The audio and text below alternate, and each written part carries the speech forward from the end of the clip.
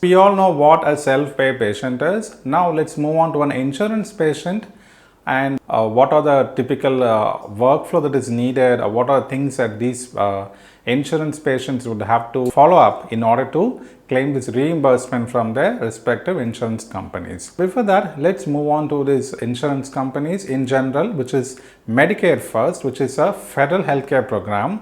So this is usually given to American citizens who have paid so much of taxes. They'll have to pay a certain amount of taxes to the government, and when they turn 65, they are given these benefits.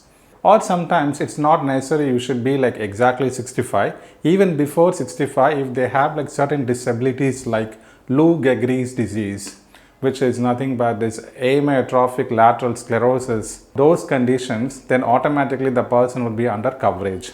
Or patients who have end-stage renal disease, ESRD, would automatically have this Medicare coverage.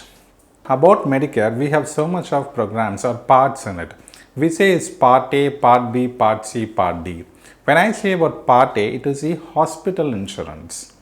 Next thing is about Part B is about medical insurance. Say for example, the things which need to be covered for a provider visit, say a physician visit. Those professional services would come under medical coverage, which is Part B.